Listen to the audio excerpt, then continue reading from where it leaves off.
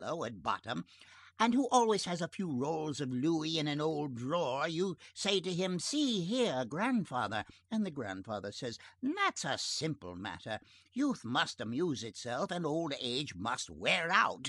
I have been young, you will be old. Come, my boy, you shall pass it on to your grandson. Here are 200 pistoles. Amuse yourself. Deuce take it, nothing better.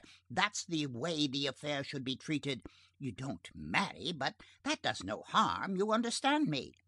Marius, petrified and incapable of uttering a syllable, made a sign with his head that he did not.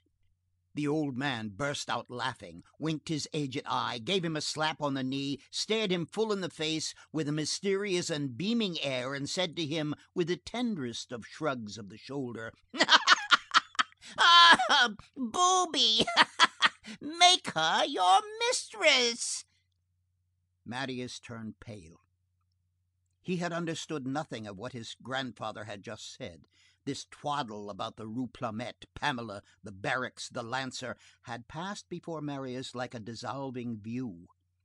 Nothing of all that could bear any reference to Cosette, who was a lily.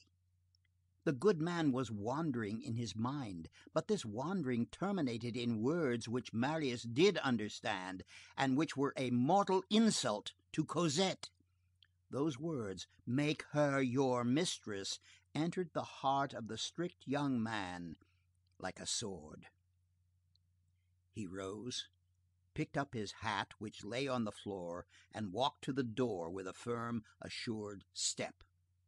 There he turned round, bowed deeply to his grandfather, raised his head erect again, and said: "5 years ago you insulted my father.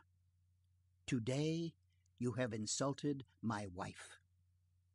I ask nothing more of you, sir. Farewell." Father Gillenormand, utterly confounded, opened his mouth, extended his arms, tried to rise, and before he could utter a word, the door closed once more, and Marius had disappeared. The old man remained for several minutes motionless, and as though struck by lightning, without the power to speak or breathe, as though a clenched fist grasped his throat.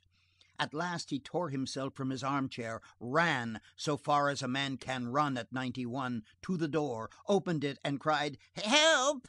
Help!" His daughter made her appearance, then the domestics. He began again with a pitiful rattle: "Run after him! Bring him back! What have I done to him? He is mad! He is going away! Ah, my God! Ah, my God! This time he will not come back." He went to the window which looked out on the street, threw it open with his aged and palsied hands, leaned out more than halfway, while Basque and Nicolette held him behind and shouted: "Marius! Marius! Marius! Marius!" But Marius could no longer hear him, for at that moment he was turning the corner of the Rue Saint Louis. The octogenarian raised his hands to his temples 2 or 3 times with an expression of anguish, recoiled tottering, and fell back into the armchair, pulseless, voiceless, tearless, with quivering head and lips which moved with a stupid air, with nothing in his eyes and nothing any longer in his heart except a gloomy and profound something which resembled night. End of Book 8, Chapter 7.